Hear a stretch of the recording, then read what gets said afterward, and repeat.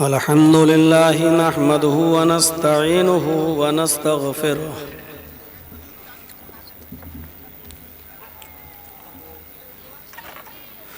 व नऊज़ु बिल्लाहि मिन शुरूरि अनफुसिना व मिन सय्यिआति अअमालिना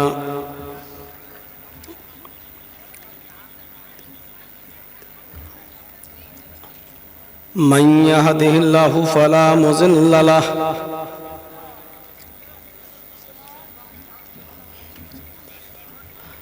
वमन युज़लिल्हु फला हादिय लहु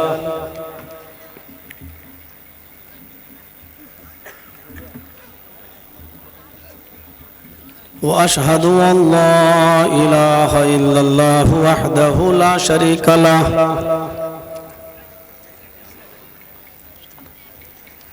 व अशहदु अन्न मुहम्मदन अब्दुहु व रसूलुहु अम्मा बाद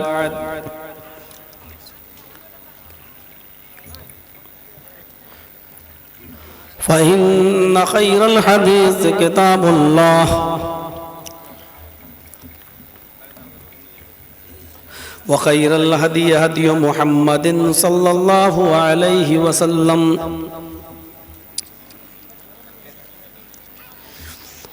व शर्रुल उमूरि मुहदसातुहा व कुल्लु मुहदसतिन बिदअह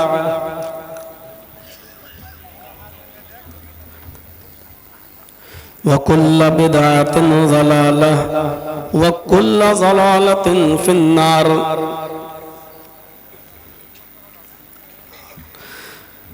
अऊज़ु बिल्लाहि मिनश शैतानिर रजीम। बिस्मिल्लाहिर रहमानिर रहीम।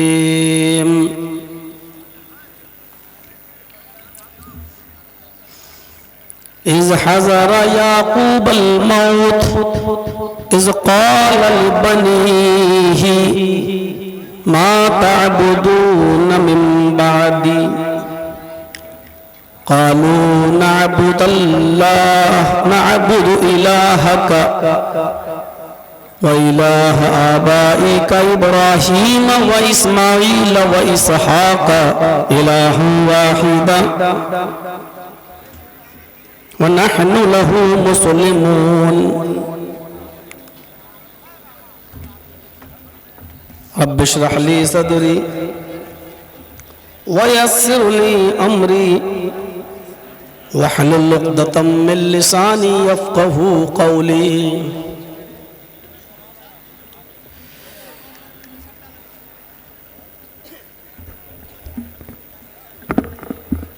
मुअज़्ज़ज़ सामईन हज़रात, स्टेज पर तशरीफ़ फरमा इलाक़े के मुअज़्ज़ज़ अहबाब,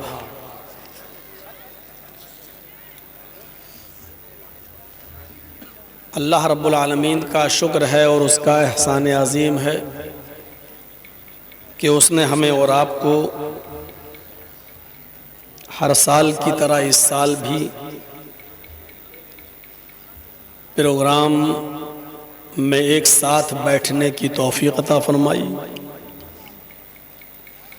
कुछ बातें सुनने का मौका अता फ़रमाया। दुआ है अल्लाह तबारक व तआला से कि बारे इलाह सुनने से ज़्यादा हमें अमल की तौफ़ीक़ अता फ़रमा।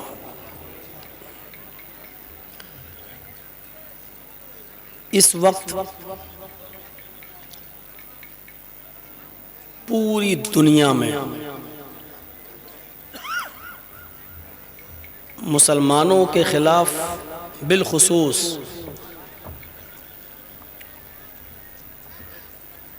बहुत बड़ी बड़ी साजिशें रची जा रही हैं।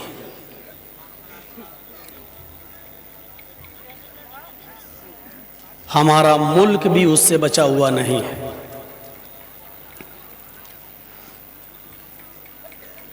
हमें इस बात को सोचना है कि हम मुखालिफीन की विरोधियों की साजिशों से कैसे अपने आप को बचाएं और अपने आप को और अपना मजहब और अपना दीन भी हम बचा कर रखें। ये इस वक्त की बहुत बड़ी जरूरत है। एक तरफ हमारे खिलाफ साजिशें, दूसरी तरफ हमारी औलाद, हमारी जनरेशन को अपने रंग में रंगने का प्लान और मंसूबा। ये दो चीजें बड़ी खतरनाक हैं। एक तो यह कि जो पक्के सच्चे मुसलमान हैं, जो कुरान और हदीस पर अमल किए बिना रह नहीं सकते, उनको किसी तरीके से खत्म कर दिया जाए। एक प्लान तो यह है।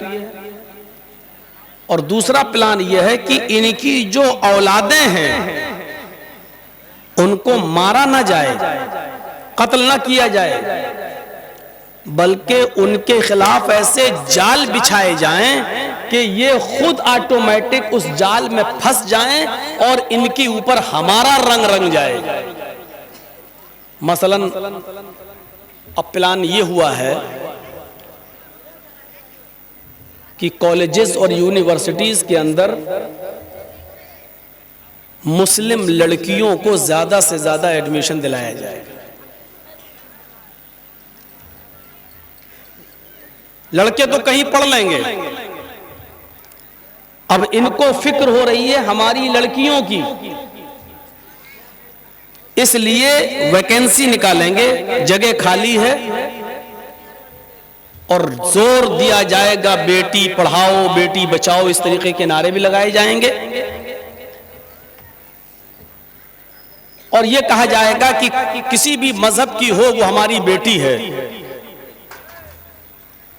हम मुसलमान लड़कियों के लिए भी ये काम कर रहे हैं। उनको कॉलेजों में एडमिशन भी दिया जाएगा, लेकिन अगर वो अपनी इज्जत व आबरू को बचाने के लिए हिजाब पहन कर आएंगी तो हिजाब पर पाबंदी भी लगाई जाएगी और उनके पीछे हम कुछ कुत्ते भी छोड़ देंगे भौंकने के लिए।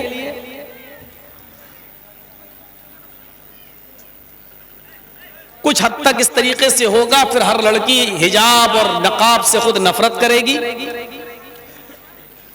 और फिर जब वो स्कूल और कॉलेजेस में को एजुकेशन लड़के और लड़कियां एक साथ बैठ के पढ़ेंगे तो ऐसे मौके पर अंदरूनी प्लानिंग ये है कि इन लड़कियों को मोहब्बत के जाल में फंसाकर कोल्ड मैरिज करके इनको शादियां इनसे की जाएं और इनके शादियां करने के बाद इनसे 2-4 बच्चे पैदा करने के बाद बच्चों को तो अपने पास रख लिया जाए और इन औरतों को, इन लड़कियों को तलाक देकर ऐसा कर दिया जाए कि धोबी का गधा, ना घर का ना घाट का, ना वो अपने घर जा सके और ना हमारे यहाँ रह सके। ये अंदरूनी प्लानिंग और मंसूबे सब हो रहे हैं।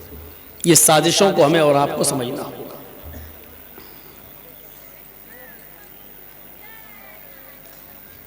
और साथ में इसमें सिर्फ एक ही बिरादरी और एक ही कौम नहीं है और एक ही गवर्नमेंट नहीं है।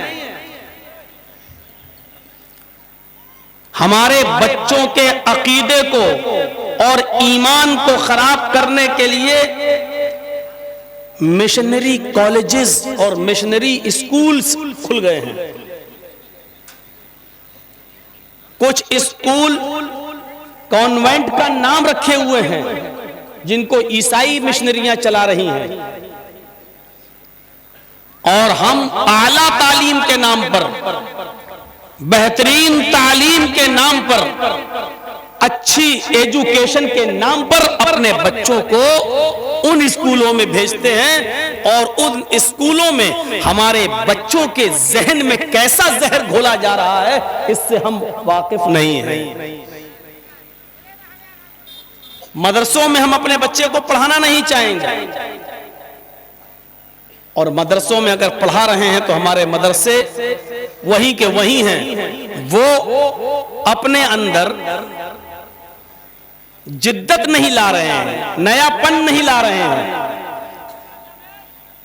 हम अपने बच्चे को वही हाफिज बनाएंगे और हाफिज बनाने के बाद वो बेचारा बस साल में एक बार तरावी पढ़ाएगा और पूरे साल वो अपने घर पे रहे, ज्यादा से ज्यादा मौलाना बनाए और वो यूपी में, बेंगलोर, कर्नाटक में, आंध्रा में जाकर 10,000 12,000 रुपए पे वो इमामत करे और खिताबत करे। हम अपने मदरसों को कंप्यूटर से नहीं जोड़ रहे हैं, अच्छी तालीम से नहीं जोड़ रहे हैं, उसको मौजूदा दौर की पढ़ाई के साथ उसका लिंक, उसका कनेक्शन हम नहीं जोड़ रहे हैं। इसलिए मदरसों में अब वो बात भी नहीं रही। हम वही पढ़ा रहे हैं अभी तक, अलिफ से अल्लाह, बे से बंदूक, ते से तलवार या ते से तराजू। हमें अपने बच्चों को अरबी के साथ साथ, उर्दू के साथ साथ उनकी इंग्लिश को भी स्ट्रॉन्ग करना होगा, मजबूत करना होगा और अपने मदरसों का मयार इतना बुलंद करना होगा कि यहां से बच्चा पढ़ने के बाद किसी भी अच्छी से अच्छी यूनिवर्सिटी में जाकर वो इंजीनियर भी बन जाए, डॉक्टर भी बन सके, MBA भी कर सके, अच्छा सा बिजनेस भी चला सके। सिर्फ मस्जिदों के मेहराब का और मस्जिदों के हुजरों तक हमने उसको महदूद कर दिया है। ये सबसे बड़ी हमारे पिछड़ेपन की वजह है, हमारे अकीदों से खेला जा रहा है। कुरान करीम की जो आयत मैंने आपके सामने अभी तिलावत की है, इस आयत के पहले तर्जमे पर गौर करिए, उसके बाद हम आगे बढ़ते हैं। बहुत से नबी इस दुनिया में आए, उन नबियों में एक नबी का नाम हजरत याकूब अलैहिस्सलातु वस्सलाम, एक नबी का नाम याकूब भी है। अब खामोशी के साथ बैठ जाइए वरना मोबाइल पे आप लोगों को रिकॉर्ड नहीं करने देंगे। आपको क्या हुआ है भैया? आपकी बीवी इंतजार कर रही है, जाना हो तो जाइए, यहां खड़े होकर देखने हम नहीं रहेंगे, जिसको जाना हो वो जा सकता है, लेकिन डिस्टर्ब मत करिए यहां खड़े होकर। बहुत से नबी इस दुनिया में आए, उन नबियों में एक नबी का नाम याकूब है। अब कुरान देखिए, आज जो हम तकरीर कर रहे हैं वो अब तक की तकरीरों में सबसे लेटेस्ट और सबसे अलग हटकर ये तकरीर हो रही है। शायद यूट्यूब पर भी ये तकरीर अभी तक ना आई हो। एक नबी का नाम है याकूब। याकूब अलैहिस्सलातु वस्सलाम की मौत का वक्त जब करीब आया, जब उनके इंतकाल का वक्त करीब आया, तो हजरत याकूब अलैहिस्सलाम ने अपने बेटों को जमा किया। हम थोड़ा सा स्पीड आज स्लो रखेंगे ताकि आपको समझा सके कि कितनी बड़ी प्लानिंग आज हमारे साथ हो रही है, उसको हम समझें। याकूब अलैहिस्सलातु वस्सलाम ने जब अपने बच्चों को अपने पास बुलाया इंतकाल के वक्त, तो उन बच्चों से क्या कहा? हर मुसलमान गौर करे, क्या आप मरजुल मौत में, बीमारी के अंदर आपको अपने बच्चों की फिक्र होती है? उस वक्त आप क्या कहते हैं? स्टेज पर बैठ के तंबाकू खा के थूकेंगे लोग, ये सब होगा तो समझ में नहीं आता कि बिहार में कब सुधरेंगे लोग। हम बिहार छोड़ दिए हैं, अल्लाह की कसम। अब बिहार में हम तकरीरें करना, इस साल हमने सिर्फ 2-3 जलसे दिए, बस खत्म कर दिए, क्योंकि 20 साल से कोई सुधार नहीं आ रहा।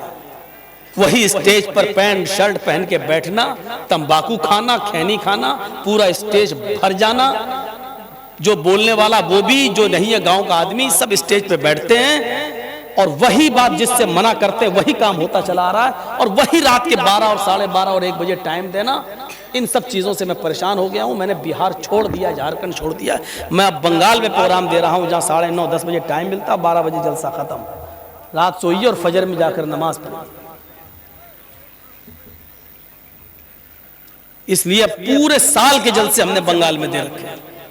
ये तो तौसीफ MLA साहब का बहुत इसरार था कि आप हर साल जाते हैं इस गांव में, चले जाइए। मौलाना जी इलाका बताया, वो नदी पार करके जाना पड़ता, हमें जहन में आया, हमने कहा नहीं उस इदारे में जाना चाहिए, चलिए कम से कम प्रोग्राम हो जाए तो वो इदारा चलता रहे। ऐसे इलाके में आप लोग वहीं की वहीं हैं, फिर मिसाल देना पड़ती है कुत्ते की दुम वाली। टेढ़ी की टेढ़ी रहती है, कभी सीधा करो तो हो ही नहीं सकती। हमें ये मिसालें देने पर मजबूर मत कीजिए भाई। आप अपने बच्चों की फिक्र करते हैं? ये हमारे और आपके इंतकाल का वक्त करीब आता है तो हमें फिक्र ये होती है कि बेटा ये घर का फला जमीन तुम ले लेना, फला तुम ले लेना, इतना हिस्सा फला को दे देना, इतना हिस्सा फला को देना। हमें अपने बच्चों की ये फिक्र होती है कि मेरे इंतकाल के बाद मेरे बच्चों का क्या। ये जलसा सुन रहे हैं, पूछो इस पिंडाल के पीछे क्या करने गए थे। हाँ कुछ भी हो, लेकिन हंसते हुए जाना, हंसते हुए आना। अल्लाह के नबी के ज़माने में जब अल्लाह के रसूल खुतबा देते थे, बोलते थे, तो सहाबा सरों पर बैठी हुई मक्खी नहीं उड़ाते थे। ये हमारे कलेजे हैं जो यहाँ कुरान हदीस सुनाई जा रही है और यहाँ हंसते खिलखिला रहे हैं। डरो कहीं ज़मीन फट ना जाए, कहीं अल्लाह का अजाब ना आ जाए, हम इस ज़मीन के अंदर धंस ना जाएं। कुरान हदीस से ऊपर आप अपनी आवाज़ कर रहे हैं। जहाँ कुरान पढ़ा जा रहा हो, हदीस पढ़ी जा रही हो, वहाँ आप अपनी ज़बानें चला रहे हैं। इसका मतलब यह है कि अल्लाह की आवाज़ की कोई वैल्यू नहीं आपकी आवाज़ के आगे। कि आपके अंदर हिम्मत है जो अल्लाह से लड़ सको, अल्लाह से जंग कर सको? शर्म आनी चाहिए, शर्म आनी चाहिए, शर्म आनी चाहिए। हजरत याकूब अलैहिस्सलातु वस्सलाम अपने बच्चों से क्या कह रहा है? हमें किस चीज की फिक्र होती है, उनको क्या फिक्र थी? कुरान क्या कहता है? इज़ हज़रा याकूबल मौत, जब याकूब अलैहिस्सलातु वस्सलाम के पास मौत हाजिर हुई, यानी मौत का वक्त आया, इंतकाल का वक्त करीब आया। इज़ क़ाल लिबनीही, तो उन्होंने अपने बेटों को जमा करके फरमाया, अपनी औलाद को अपने पास बिठाया, अपनी औलाद को अपने पास जमा किया और उनसे कहा, इज़ क़ाल लिबनीही मा ताबुदून मिन बादी, आए मेरे बच्चों, आए मेरी औलाद, आए मेरे बेटो, मेरे इंतकाल के बाद तुम किसकी इबादत करोगे? अपने बच्चों के भूखा मरने की फिक्र नहीं थी कि मेरे इंतकाल के बाद बच्चे भूखे मरेंगे या नहीं। उनके कारोबार की फिक्र नहीं थी, उनकी रोजी रोटी की फिक्र नहीं थी। चिंता किस बात की थी? कि मेरे इंतकाल के बाद कहीं मेरे बच्चों का अकीदा ना बदल जाए, मेरे बच्चों के ईमान में खराबी ना आ जाए। क्योंकि दुनिया में जिंदगी तो किसी तरीके से गुजारी जा सकती है परेशान रहकर भी, लेकिन इस खराब अकीदे की बुनियाद पर अगर इंतकाल हो गया, मर गए, तो जहन्नम की जिंदगी मिलेगी, जन्नत से दूर हो जाएंगे। वो बहुत खतरनाक जिंदगी है। क्या कहते हैं याकूब अलैहिस्सलाम अपनी औलाद से?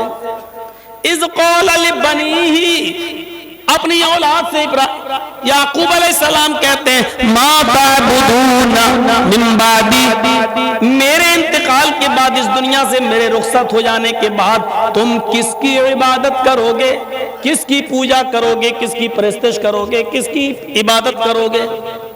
क़ालू, उन बच्चों का जवाब सुनो, उन बच्चों का आंसर देखो, उन बच्चों ने क्या जवाब दिया। जिनके माँ बाप नेक होते हैं, उनके बच्चे भी कुछ हद तक नेकी अपने अंदर, उसका जज्बा उनके अंदर पाया जाता है। उन बच्चों ने जवाब दिया, कालू, सबने कहा, नाबुदु इलाहका व इलाहा आबाइका इब्राहीम व इस्माईल व इसहाका। आए मेरे प्यारे अब्बू जान, आए मेरे अब्बू जान, आप इस दुनिया से अगर रुखसत हो गए, आपका इंतकाल हो गया, तो आपके इंतकाल के बाद भी, जिस तरह अब आपके इंतकाल के बाद भी नाबुदु इलाहा का, हम आपके रब की, आपके अल्लाह की इबादत करेंगे, आपके खुदा की इबादत करेंगे। नाबुदु इलाहा का, आपके रब की हम इबादत करेंगे। वो इलाहा आबाई का, और आपके बाप दादा का जो रब है, आपके बाप दादाओं का जो रब है, हम उस रब की इबादत करेंगे।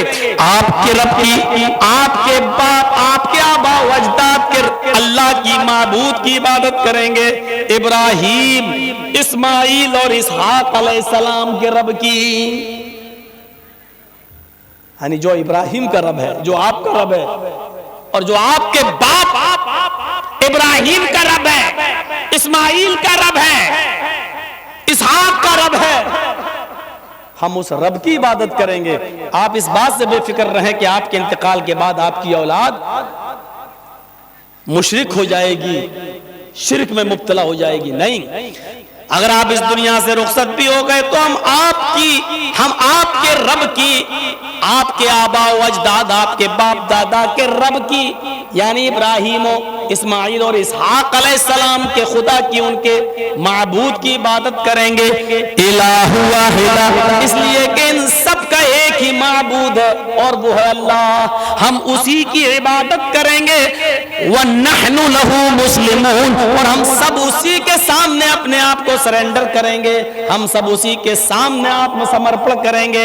यानी हमने अपनी पूरी की पूरी जिंदगी को अल्लाह के सामने सरेंडर कर दिया है, हमने अपने आप को अल्लाह के सुपुर्द कर दिया है, हमने अपने आप को उसी के सामने सरेंडर कर दिया है। हम फरमाबरदार बनकर दिखाएंगे। कभी गौर किया, एक बाप को मरते वक्त फिक्र किस चीज की होनी चाहिए, और उसकी औलाद को भी अपने बाप के इंतकाल के बाद अपनी तौहीद को, अपने मनहज को, अपने उसूल को, अपने ज़ाब्ते को, अपने दीन को बचाने की फिक्र होनी चाहिए। बाप को चिंता किस बात की है कि मेरे इंतकाल के बाद तुम इबादत किसकी करोगे, और औलाद का जवाब यह है कि जो आपने मुझे जिंदगी भर दर्स दिया, पढ़ाया लिखाया, हम उसकी हिफाजत करेंगे, हम उसी रब की इबादत करेंगे जो आपका रब है, आपके बाप इब्राहिम का, इस्माइल का और इसहाक का रब है, हम उसी रब की इबादत करेंगे। आप इस बात से बेफिक्र हो जाइए। क्या ये मनहज, क्या ये तौहीद, क्या ये तरीका आज हम इसकी फिक्र करते हैं? क्या कॉन्वेंट में और ईसाई मिशनरीज के चलने वाले स्कूलों में हम अपने बच्चों को जब पढ़ने के लिए भेजेंगे तो क्या हमारे बच्चे वहां से निकलेंगे तो क्या अपनी तौहीद को बचा सकेंगे, अपने दीन की हिफाजत कर सकेंगे? अब जिन लोगों के बच्चे कॉन्वेंट में पढ़ते हैं, ईसाई मिशनरियों में पढ़ते हैं, वो जरा गौर करें कैसे जहर घोला जाता है। उसकी एक दो मिसालें मैं आपके सामने दूंगा, कैसे जहर घोला जाता है। और याद रखिएगा, ये नर्सरी, एलकेजी, यूकेजी और फर्स्ट क्लास के बच्चों तक उनका जहन में जहर घोला जाता है, क्योंकि यहां से जो बच्चे अपने जहन में जहर लेकर उठेंगे वो बड़े होने तक भी दूर नहीं होगा। इसीलिए इस उम्र से बच्चों की तरबियत अच्छी होनी चाहिए। हमारे घर की जो औरतें हैं ना, इसी उम्र में अपने बच्चों को घटिया कपड़े पहनाती हैं। मसलन 4, 5, 6 साल की लड़की है, उसको चड्डी पहना दी, उसको इतना सा फ्रॉक पहना दिया और वो घूम रही है। ये क्या पहना, छोटी है, अभी बच्ची तो है। याद रखिएगा, जो बच्ची इस उम्र में आपने अपनी बच्ची पर कंट्रोल नहीं किया, और इस 5-6 साल की बच्ची के पहनावे पर अगर आपने कंट्रोल नहीं किया, तो ये लड़की बड़े होकर कभी हिजाब नहीं पहनेगी, क्योंकि उसका माइंड, उसके दिमाग में ये भरा जा चुका है कि जिस्म का जैसे चेहरा खुला है, ऐसे अगर पैर खोल दिया तो क्या है, हाथ खुला है, अगर पैर खुल गया तो क्या है, ये भी तो जिस्म का एक हिस्सा है। उसके दिमाग में ये चीज भर जाएगी। इसलिए जरूरत है इस बात की कि इस उम्र से अपनी बच्चियों पर, अपने घर की लड़के और लड़कियों पर कंट्रोल किया। मौलाना साहब, छोटी बच्चियों को कौन रोएगा, बड़ी बच्चियों का हाल देख लो। देखता हूं, मालूम है किस हद तक गिरा है। नाम नहीं लूंगा, एक ईसाई मिशनरी है, कॉन्वेंट स्कूल है, उस स्कूल के अंदर छोटे से बच्चों का, लड़के हो या लड़कियां, खासतौर पर मुसलमान पढ़ रहे हैं सब,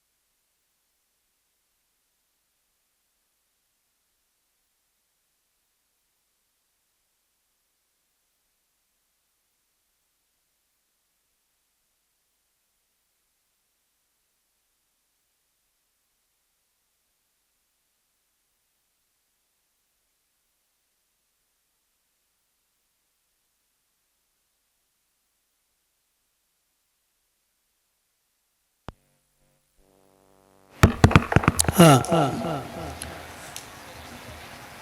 तो वो जो छोटे छोटे बच्चे हैं उनके जहन में ये बात डाली जाती है। देखिए किस तरीके से पढ़ाई होती है कि बच्चों फास्ट फूड खाओ, तुम छोटे हो अभी सी आदत डालो, मुकव्वी चीजें खाओ और कभी भी अपने पेट को 2, 3, 4 घंटे से ज्यादा खाली मत रखना। जिस पेट को 2-3 घंटे तक, 4-5 घंटे तक ग़िज़ा नहीं पहुंचती, वो जिस्म कमजोर हो जाता है, लागर हो जाता है और फिर बड़े होकर तुम कोई काम नहीं कर सकते हो। आपको स्ट्रांग होना है, मजबूत होना है। बज़ाहिर देखा जाए तो इसमें किसी मजहब का नाम नहीं लिया गया है, देखा जाए तो एक आम सी बात कही गई है, लेकिन दर हकीकत इन छोटे छोटे बच्चों के जहन में ये बात डालकर ये जहन में बावर कराया जा रहा है कि रोजा ओजा जैसी कोई चीज अहमियत नहीं रखती। ये बच्चे जब कॉन्वेंट स्कूल से ये पढ़कर, नर्सरी में भी उन्होंने ये पढ़ा, LKG में भी यही उनको पढ़ाया गया, UKG में भी उनको यही पढ़ाया गया, फर्स्ट में भी यही उनको बताया गया। उनके जहन में ये बात बावर हो गई कि नहीं, ज्यादा देर भूखा नहीं रहना चाहिए। ये छोटे छोटे बच्चे रमजान के महीने में अपने माँ बाप से पूछ रहे हैं, अब्बू डैडी आप खाना क्यों नहीं खाते, क्या बात है? माँ बाप ने कहा कि हम तो रोजे से हैं बेटा। ये छोटे छोटे बच्चे पूछते हैं कि रोजा क्या है? कब बेटे हम सुबह सूरज निकलने से पहले सहरी कर लेते हैं और शाम तक खाने को छोड़ देते हैं, जब सूरज गुरूब हो जाता है तब हम खाना खाने बैठते हैं, ऐसा अल्लाह का हुक्म है। ये छोटा बच्चा जो जहनी तौर पर गुलाम हो चुका है और इसके दिमाग में इसकी टीचर ने ये भर दिया है कि 4-5 घंटे से ज्यादा भूखा रहने से इंसान कमजोर हो जाता है। हंसता हुआ ये बच्चा कहता है कि आप पुरानी बातों पर चलोगे, अब्बू आपको नहीं मालूम आज की साइंस क्या कह रही है? अब्बू आप पुराने जमाने की बातें कर रहे हैं? नहीं, हमें तो ये पढ़ाया जाता है 4-5 घंटे से जो भूखा रहेगा उसकी बॉडी कमजोर हो जाएगी। और चूंकि ये इतने फर्स्ट क्लास तक बच्चों को इतना बता दिया जाता है, इतने मिनरल की कमी होगी, इतने विटामिन की कमी हो जाएगी, इतने वाटर की कमी हो जाएगी और आपकी इम्यूनिटी पावर घट जाएगी, जंग बीमारियों से लड़ने वाले जरासीम आपके शुक्राणु कम हो जाएंगे। ये सारी चीजें उन बच्चों के जहन में भर दी जाती है और ये बच्चे बड़े होकर न तो खुद रोजा रखते हैं और न ही अपने माँ बाप को रोजा रखते हुए देखते हैं तो हंसते हैं। इस तरीके से अब इन लोगों को खतरा इन बच्चों से नहीं है। माँ बाप बुढ़ापे को पहुंच चुके, ये तो मरने वाले हैं, ये भले ही कुरान हदीस पर अमल कर रहे हैं लेकिन मर जाएंगे। लेकिन उन्होंने एक ऐसी जनरेशन तैयार कर दी है और उनके जहन में ऐसा जहर घोल दिया है कि ये बच्चे बड़े भी अगर हो गए तो रोजे से और नमाज से ये दूर हो जाएंगे, इसलिए वो अपने मकसद में कामयाब हो गए। ये कॉन्वेंट स्कूलों का हाल है, कॉन्वेंट स्कूलों का इस तरीके से पढ़ाई हो रही है। मेरे भाइयों, हम क्या कहेंगे इस पढ़ाई को? एक और कॉन्वेंट स्कूल है, ऐसे स्कूल कितने ज्यादा हैं। ये तो वो स्कूल है जो पता चल गया है और जिनके बारे में पता नहीं चला अंदरूनी तौर पर जो स्कीम है, जो पढ़ाई हो रही है, बड़ी खतरनाक। एक और कॉन्वेंट स्कूल है आपके इसी भारत के अंदर, इसी हिंदुस्तान के अंदर, उस कॉन्वेंट स्कूल में ये पढ़ाया जा रहा है बच्चों पेशाब जब लगे तो फौरन कर लेना चाहिए, फौरन परमिशन मांगना, एक उंगली उठा देना चाहे कितना अहम पीरियड हो, हम आपको परमिशन दे देंगे, तुम पेशाब करने चले जाना। ज्यादा देर पेशाब रोकने से मसाने कमजोर हो जाते हैं। दिल, ये लीवर का जो मसाना होता है वो कमजोर हो जाता है, इसलिए बहुत सी बीमारियां उससे जन्म लेती हैं। छोटे छोटे बच्चों को जब ये पढ़ाया जा रहा है और फौरन जैसी बच्चे ने उंगली उठाई, मैडम कह रही जाओ, ये बच्चों के जहन में ये बिठा दिया गया है कि पेशाब लगे तो रोकना नहीं चाहिए, फौरन पेशाब करना चाहिए। स्कूल में है तो ठीक है, धीरे धीरे बड़ा हो रहा है, अब उस बच्चे के जहन में वही बैठा है, पेशाब लगता है। गाड़ी रोकी, फौरन गया और उसने पैंट की चेन खोली और खड़े होकर पेशाब कर दिया। फिर ये बच्चे पेशाब करने के ऐसे आदी बन जाते हैं कि बड़े होकर भी कि अपने घर में भी रहते हैं तो फिर पानी का इस्तेमाल नहीं करते, इस्तिंजा करने की आदत नहीं है। उनको जब पेशाब लगा तो कर दिया। उनको यही बताया जा रहा है कि जब तुम खड़े होकर पेशाब कर लोगे, पानी का इस्तेमाल नहीं करोगे तो तुम्हारे कपड़े खराब होंगे, तुम भी नापाक रहोगे, फिर अज़ान की आवाज आएगी, तुम मस्जिद में जा ही नहीं पाओगे। इसलिए अकीदे की खराबी इस तरीके से पैदा की जा रही है इन कॉन्वेंट स्कूलों में। साइंस का नाम लेकर साइंस भी ये कहती है कि पेशाब अगर रोकोगे और ज्यादा देर रोकोगे तो मसाना कमजोर हो जाता है, फिर तुम लाइलाज बीमारियों में मुब्तला हो जाओगे। इन बच्चों के जहन में बड़े होने के बाद भी वही चीज भरी पड़ी है और ऐसी भरी पड़ी है कि वो पेशाब करते हैं और इस्तिंजा नहीं करते हैं और अल्लाह रब्बुल आलमीन की लानत के मुस्तहिक हो जाते हैं। जबकि हदीस ये कहती है कि कब्र में अजाब सबसे ज्यादा दो चीजों की वजह से होता है, एक गीबत और चुगली की वजह से और एक पेशाब करके इस्तिंजा न करने की वजह से, यानी पेशाब की छींटों से न बचने की वजह से हम अल्लाह की लानत के मुस्तहिक हो जाते हैं। कितने लोग हैं, अभी जनाजे की नमाज हो जाए, यहां पर पढ़ने जनाजा हो किसी का, फिर आप देख लीजिएगा, अपने आप आपको पता चल जाएगा कि कितने लोग पाक हैं और कितने लोग नापाक हैं। कितने लोग नमाज पढ़ रहे हैं जनाजा और कितने लोग बाहर खड़े हैं। क्यों? क्योंकि वो नमाज पढ़ने के लायक नहीं है। इस जलसे में अगर हाथ उठवाऊंगे कितने पाक और कितने नापाक, तो अभी सब उठा लेंगे, लेकिन हम जानते हैं कि सब पाक नहीं हो सकते हैं। हम जानते हैं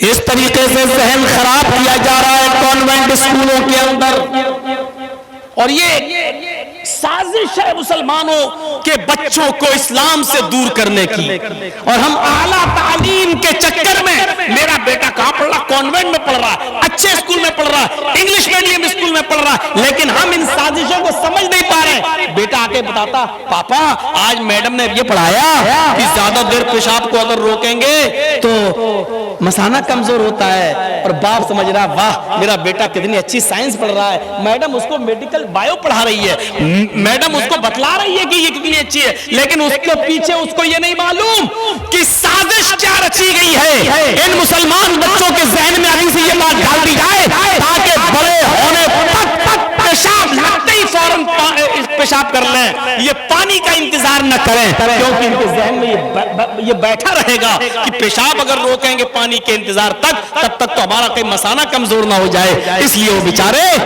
खड़े होकर भी पेशाब कर लेते हैं, बैठ के भी करते हैं तो बगैर पानी के पेशाब करते हैं। जबकि थोड़ी देर 5 मिनट 10 मिनट 15 मिनट तक पेशाब को रोकना और पानी के इंतजार तक पेशाब को रोके रहने में कोई बुराई नहीं है, और कोई आपके मसाने पे कमजोरी नहीं पैदा होगी। मेरे भाइयों, ऐसा होता है, लेकिन हमारे जहनों में यह भर दिया गया है ये कॉन्वेंट स्कूलों की एक साजिश है। आपको एक और साजिश बताएं, इसी हिंदुस्तान के अंदर साजिश के तहत एक मैडम ने नर्सरी के बाद एलकेजी पढ़ने वाले बच्चे के बस्ते से उसकी पेंसिल निकाल ली। पहले से प्लानिंग देखिए क्या थी, और वो जिस स्कूल में पढ़ाती थी उसने बच्चे को ऐसी जगह बिठाया, मुसलमान बच्चे को ऐसी जगह बिठाया कि जिसके सर के ऊपर जो छत थी उस छत के अंदर एक छोटा सा सुराख था। उसने उस सुराख के पास एक लड़के को बिठा दिया और मुसलमान बच्चे के बस्ते से एक पेंसिल निकाल ली, उसकी कलम निकाली और चुपके से जाकर उस ऊपर जो बच्चे को बिठाया था उस बच्चे को उसने दे दिया और उसको समझा दिया कि जब मैं उस बच्चे से ये जुमला बोलूंगी तब तुम ऊपर से ये पेंसिल फेंक देना, वो सीधे इसकी गोद में गिरेगी। उसको समझा दिया। साजिश देखिए हमारे बच्चों के खिलाफ कैसी कैसी साजिशें।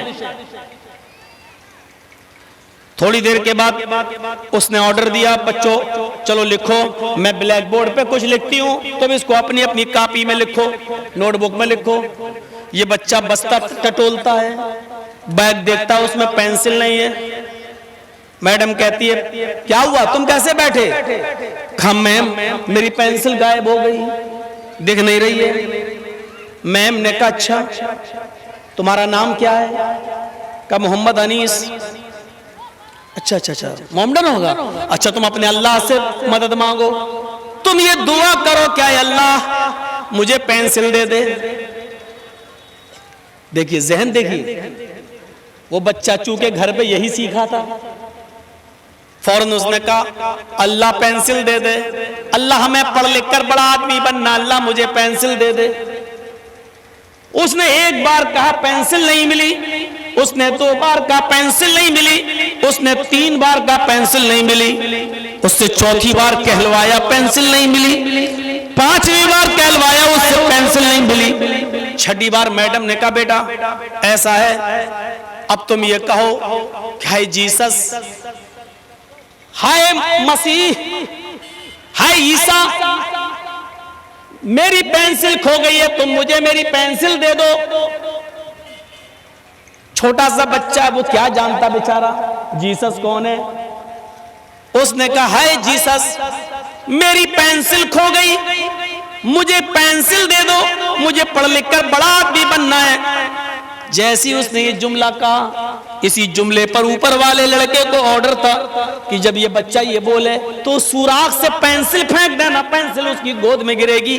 जैसे इस बच्चे ने ये वर्ड बोला, ये जुमला बोला हाय जीसस मुझे मेरी पेंसिल दिला दो, दे दो, मुझे पढ़ लिख कर बड़ा आदमी बनना है। जैसे इस बच्चे ने ये वर्ड यूज किया, ऊपर के बच्चे ने वो पेंसिल उस सुराख में डाली और सीधे ये उसके गोद में गिरी। कहा देखो बेटा जीसस में कितनी ताकत है, तुम्हारे अल्लाह ने तुम्हारी नहीं सुनी, जीसस ने सुन ली, ईसा मसीह ने सुनी। आज के बाद तुम्हें जो कुछ भी मांगना तुम जीसस से मांगना। उस छोटे से बच्चे के जहन में ये बात गई, उस छोटे से बच्चे के जहन में ये बात गई, फिर उसके जहन में ये बात इतनी पुख्ता हो गई, इतनी पुख्ता हो गई कि ये बच्चा धीरे धीरे बड़ा होता गया, लेकिन इसके दिमाग से जीसस वाली बात नहीं निकली। ये हर वक्त जीसस को पुकारता था। बाप ने फिर जब पता चला कि मेरा बेटा धीरे धीरे इस्लाम से दूर होता जा रहा है, तो बाप ने बहुत समझाया। आगे चलकर पता ये चला कि बेटा कुछ हद तक संभला तो, लेकिन अपने आप को पूरा का पूरा इस्लाम में दाखिल नहीं कर सका। उसने अपने आप को पूरा का पूरा इस्लामी माहौल में नहीं ढाला।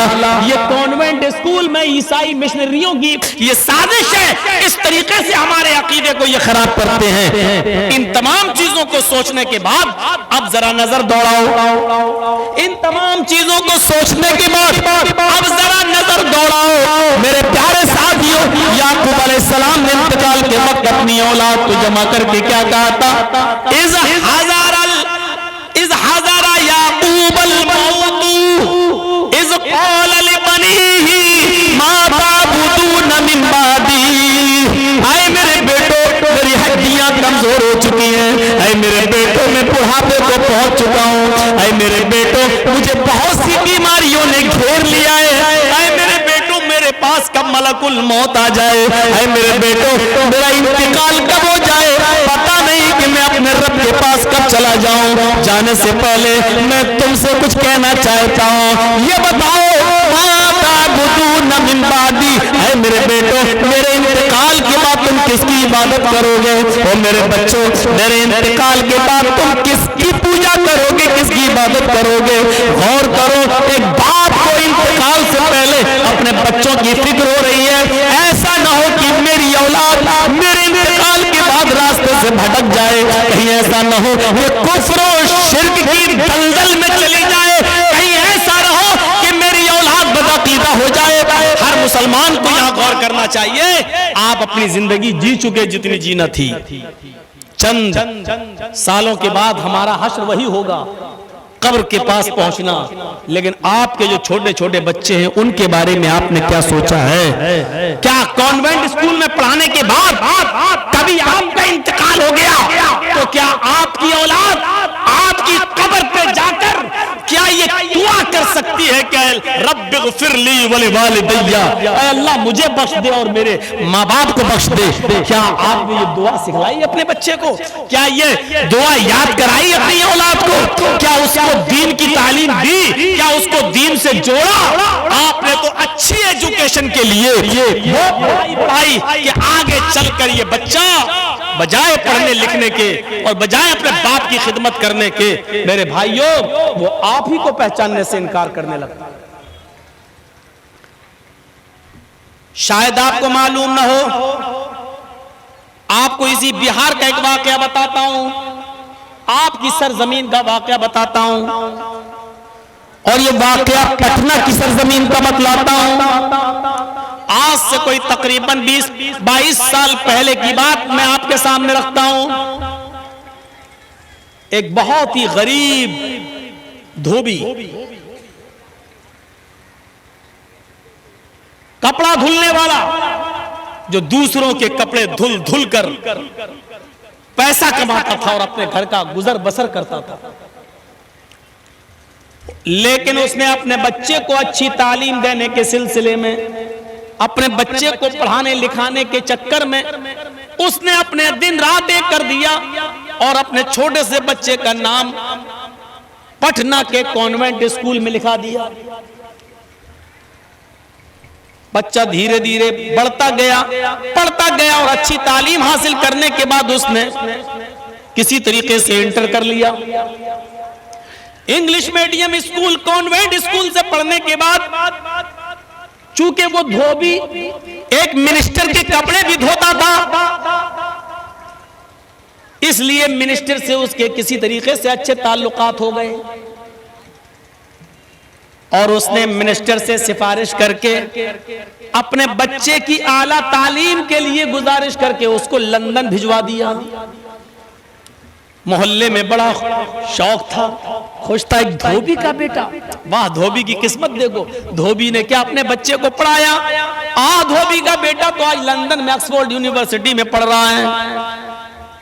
ये बेटा 4 साल के लिए लंदन चला गया। उस जमाने में मोबाइल नहीं थे, उस जमाने में टेलीफोन ये रिसीवर वाले थे या लेटर। 1 साल 3 साल 3.5 साल मुकम्मल करने के बाद बेटे ने एक लेटर लिखा अपने बाप, पिताजी बहुत अच्छी पढ़ाई चल रही है हमारे यहाँ और आप हमारी तरफ से चिंता करना छोड़ दीजिए। मैंने यहां इंग्लिश में ये डिग्री ले ली है और मैंने यहां अपने मिजाज से अपनी आदत से मेल खाने वाली एक क्रिश्चियन लड़की से शादी भी कर ली। बाप को धक्का लगा, लेकिन सोचा कि ये बेटे की पर्सनल जिंदगी है, चलो शादी कर ली, कोई बात नहीं, उसको उसके मिजाज के मुताबिक लड़की मिल गई, अच्छी बात है। पूरे 4 साल करने के बाद बेटे ने अपने बाप को लेटर लिखा कि पिताजी मैं फला दिन दिल्ली उतरूंगा और फिर दिल्ली से फला ट्रेन से मैं पटना की स्टेशन पर उतरूंगा। आप मुझे लेने के लिए आ जाना। इस 4 साल की जिंदगी में बहुत कुछ बदल चुका था। बाप अभी भी धोबी था, लोगों के कपड़े धुलकर अपने घर का खर्चा चलाना उसकी आदत थी। पता चला कि आज मेरा बेटा दिल्ली उतर गया और ट्रेन पर बैठकर कल आएगा। बाप अपने ही हुलिये में चंद लोगों को लेकर स्टेशन पहुंचता है। इन ईसाई मिशनरियों ने क्या दिया और कॉन्वेंट स्कूलों ने क्या दिया वो मैं बतला रहा हूं आपको। बुरा लग रहा होगा आपको, लेकिन सुनिए, यह हकीकत है। मदरसों से नफरत करोगे तो ये दिन देखना पड़ेंगे। ट्रेन आती है, एक कोच से लड़का निकलता है और उसकी क्रिश्चियन बीवी भी निकलती है, जो भी हिंदी से नावाकिफ है, जो बिल्कुल हिंदी नहीं जानती है। पटना की रेलवे स्टेशन पर ये लोग उतरते हैं, गले मिला जाता है। बाप ने अपने बेटे को फर्ते मोहब्बत में सीने से चिपका लिया कि आज मेरा बेटा पढ़ लिख कर आया है। क्रिश्चियन लड़की थी, वो क्या जाने भारतीय सभ्यता को। न उसने सर पे ओढ़नी डाली, और हिंदू भाइयों में जैसे पैर छुए जाते हैं ससुर के, उसने ऐसा कुछ नहीं किया। बाप ने सोचा कि हम इंग्लैंड का जो हाल है वही होगा, यहां आएगी तो धीरे धीरे सब देख लेगी, संभल जाएगी। बाप ने फर्ते मोहब्बत में अपने बच्चे का, अपने बेटे का, अपनी बहू का सारा सामान उठाकर अपने सर पर लाद लिया। बाप बाप होता है। चलो अब मेरी गरीबी के दिन दूर हो जाएंगे, मेरा बेटा पढ़ लिख कर आया है, मिनिस्टर से बात करके उसको नौकरी लगवा देंगे, या इतनी बड़ी डिग्री मिल गई है वो उसको खुद ही नौकरी मिल जाएगी। फर्ते मोहब्बत में बाप ने सामान उठा लिया अपने सर के ऊपर और लेकर चलने लगा। उसकी बीवी समझ नहीं पाई कि ये कौन आदमी है, और कुलियों की तरह अपने सर पर सामान कैसे लाद लिया। उसने पूछा, हु इज ही? क्रिश्चियन लड़की अपने पति से, हस्बैंड से पूछती है, हु इज ही? वो कौन है जिसने ये सामान अपने सर पर लाद लिया? 4 साल लंदन में पढ़कर आने वाले लड़के ने देखा कि मेरी बीवी मेरी बाप को बहुत बुरी नजरों से देख रही है, और ऐसा तो कभी लंदन में होता नहीं था। तो उसने आइडेंटिटी छिपा ली, ये नहीं बताया कि ये मेरा बाप है। उसने कहा, क्या हुआ? Who is he? कौन है? लड़के के मुंह से जुमला निकला, ही इज माई सर्वेंट, ये मेरा नौकर है। बाप चाहे कितना बड़ा गंवार रहा हो, लेकिन टूटी फूटी इतनी अंग्रेजी तो जानता ही था। बाप आगे आगे सामान उठाकर चल रहा था। जब उसकी बीवी ने पूछा, हु इज ही? वो कौन है? और उस पर बेटे ने जवाब दिया, ही इज माई सर्वेंट, तो कदमों के नीचे से जमीन सरक गई। दिल को चोट लगी। एक मर्तबा तो सोचा काश जमीन फट जाती, मैं जमीन में धंस जाता।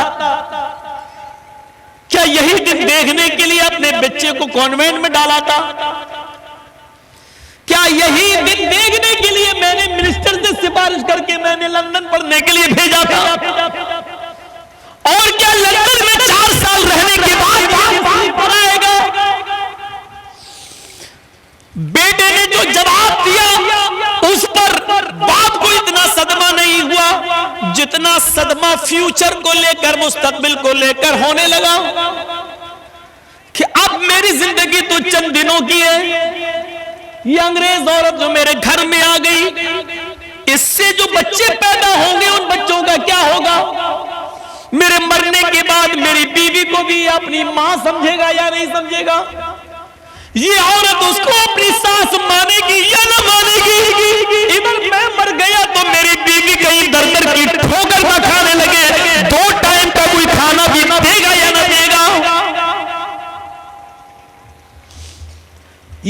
सारे ख्यालात उसके जहन में आने लगे। फिर भी औरत के सामने, उसकी नई बीवी के सामने अपने इस बाप ने अपनी जबान न खोली और सामान ले जाकर अपने घर में रख दिया और एक कमरे में बता दिया कि बेटा ये तुम्हारा कमरा है, ये तुम्हारी बीवी का कमरा है। और खुद नौकरों की तरह रहने लगा कि मेरी बहू को इस बात का इल्म न हो कि ये मेरा बाप है, वरना क्या सोचेगी और मेरे बेटे की इज्जत में कहीं फर्क ना आ जाए। बेटे को एक नौकरी मिल गई, वो ऑफिस जाने लगा। बाप अपने बेटे का लंच लेकर कभी कभी ऑफिस जाता था। लोग उससे पूछते थे बेटे से ये कौन है, उस वक्त भी वो सच्चाई बताने से इनकार करता था और कहता था ये मेरा पड़ोसी है, कभी कहता था कि ये मेरा जानने वाला है, कभी कहता था ये मेरे जानने वाले के बाप है, कभी कुछ। एक किसी ने पूछा भाई बताओ ये रोजाना आता है, ये कौन है? लड़के ने कहा ये मेरे जानने वाले हैं, खाना लेके आते हैं। बाप आज गुस्सा बर्दाश्त न कर सका और बाप ने छोड़ते ही कह दिया बेटा मैं तेरा नहीं तेरी मां का जानने वाला हूं। बेटा मैं तेरा नहीं तेरी मां का जानने वाला हूं, ताकि सबके सामने एहसास हो सके। लोगों ने कहा क्या मतलब? कहा ये अच्छी तरीके से जानता है इसकी मां कौन है और मेरा उसकी मां के साथ ताल्लुक है, यानी वो मेरी बीवी है। लड़के को आज बड़ी शर्म आई कि सबके सामने बाप ने अपने आप को मेरा बाप कह दिया। उसने कोर्ट में जाकर मुकदमा दायर कर दिया और एक नोटिस भेज दिया और अपने बाप को हुक्म दिया कि कोर्ट में ये साबित करो कि मैं तुम्हारा बेटा हूं, वरना जिंदगी तुम्हारी तबाह कर दूंगा। मुकदमा लड़वाते मेरे प्यारे साथियों वो मुकदमा पटना की अदालत में चला, लेकिन भारत की अदालत इतनी जल्दी फैसले कहां करती है, मुकदमे लटके रहते हैं। मुकदमा खत्म होने से पहले ही बाप का इस दुनिया से इंतकाल हो जाता है, ये बाप इस दुनिया से चला जाता है, ये धोबी मर जाता है। मेरे भाइयों गौर करो कि कॉन्वेंट स्कूल में उसने पढ़ाया था कि मेरा बेटा एक अच्छी पढ़ाई पढ़ेगा, आला तालीम हासिल करेगा, लंदन भेजा सिफारिश करके कि पढ़ लिख कर आएगा तो मेरी गरीबी दूर होगी, फ्यूचर अच्छा होगा। लेकिन क्या मालूम था कि मुझे इस बेटे को अपना बेटा साबित करने के लिए मुकदमा लड़ना पड़ेगा और मेरा बेटा इस बात पर मेरे ऊपर नोटिस भेज देगा कि तुम मेरे बाप हो, कोर्ट में साबित करो। मेरे प्यारे साथियों आज की मौजूदा तालीम में और मौजूदा कॉन्वेंट ईसाई मिशनरियों ने बाप और बेटे की तमीज को भी खत्म कर दिया है।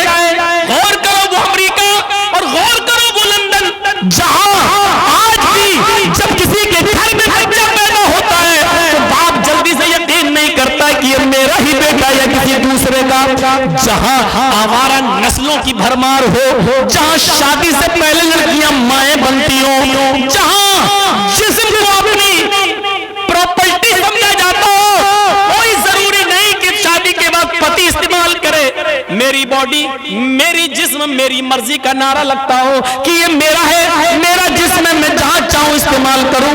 जहां शादी के बाद भी एक पति को अपनी पति की बॉडी पर पूरा हक न हो, आज वही से निकलने वाली ईसाइयत और वही से चलने वाले ये कॉन्वेंट स्कूल मेरे भाइयों आज हमें कहां पहुंचाएंगे, किस दहलीज में पहुंचाएंगे। इस मर्तबा का रिकॉर्ड देखो, अमेरिका का रिकॉर्ड है 1 करोड़ लड़कियां शादी से पहले माएं बनी हैं। यह अमेरिका का रिकॉर्ड है इस साल का। 1 करोड़ लड़कियां शादी से पहले मां बन गई हैं। ये वो लड़कियां मां बनी हैं जिन्होंने आलाते मने हमल इस्तेमाल किया था, यानी बच्चा ना हो रोकने वाली दवाएं या रोकने वाली चीजें इस्तेमाल की थी, इसके बावजूद हमल ठहर गया। जिन लोगों ने इस्तेमाल की होंगी और वो कामयाब हो गई होंगी, हमल नहीं ठहरा होगा। अगर उनकी तादाद जोड़ी जाए तो कहां तक पहुंचेगी उसका कोई ठिकाना नहीं है। ये उनकी गिनती है जिन्होंने आलाते मने हमल इस्तेमाल किया और फिर भी हमल ठहर गया। जरा तसव्वुर करो, जहां हरामी बच्चों की कमी ना हो, सड़कों पर टहलने वाले बच्चों को ये नहीं मालूम कि मेरा असली बाप कौन है, वहां से निकलने वाली ईसाइयत और वहां के पैसों से चलने वाले यहाँ कॉन्वेंट स्कूल और उन कॉन्वेंट स्कूलों में पढ़ने वाली हमारी औलादें, और हम समझते हैं कि हम अपने बच्चों का अकीदा महफूज रखेंगे, हम अपने बच्चों की इस्लाह करेंगे, हम अपने बच्चों को पढ़ाएंगे और लिखाएंगे और बहुत बड़ा आदमी बना देंगे और इस्लाम की हम हिफाजत कर ले जाएंगे। मेरे भाइयों, साजिशों का जाल बिछा है, साजिशों का जाल। शायद आपको मालूम है, जिस दिन उत्तर प्रदेश के अंदर दोबारा मुख्यमंत्री बना हुआ योगी आदित्यनाथ, जिस दिन 25 मार्च को शपथ ले रहा था, दोबारा मुख्यमंत्री बनने की शपथ, जिस वक्त वो शपथ ले रहा था, उसी वक्त बहराइच के एक मदरसे पर बुलडोजर चल रहा था।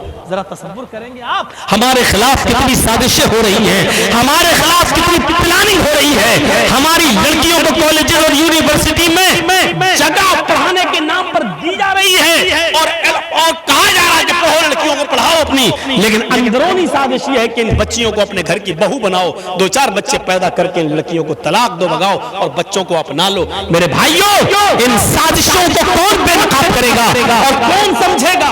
1-2 मौलवी बेनकाब कर रहे हैं तो उसको समझने वाला कोई नहीं है, उसको अपने गरीबानों में उठाने वाला कोई नहीं है। और कोई अगर आपको बताता है तो ये YouTube चैनल चलाने वाले उस पर थंब बना कर और ऐसी हेडिंग डाल कर ऐसा बना देते हैं कि उस मौलवी को दोबारा बोलने की जुर्रत ना हो और हिम्मत ना हो। मैं हुकूमत से इतना परेशान नहीं हूं जितना इन चैनल वालों से परेशान हूं, जिनको आप लोग एंट्री दे देते हैं और ये मोबाइल वाले हर जलसों में आकर यहां लगा देते हैं। आप इनके ऊपर बैन नहीं लगा पा रहे हैं, आप इनको रोक नहीं पा रहे हैं। इसलिए मैंने खुद अपने आप को रोक लिया है कि अब मैं ऐसी जगहों पर नहीं आऊंगा कि जहां आप लोग इन लोगों को ना रोक सके।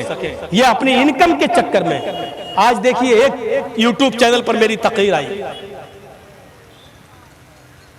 मैंने बताया एक हदीस थी कि कोई शौहर, कोई बीवी अपने शौहर को अपने पास आने से अगर रोकती है तो उस पर लानत है। अल्लाह के नबी ने मना फरमाया कि कोई भी बीवी अपने शौहर को अपने बिस्तर पर आने से न रोके, यानी अगर वो अपनी ख्वाहिश पूरी करना चाहता तो करे।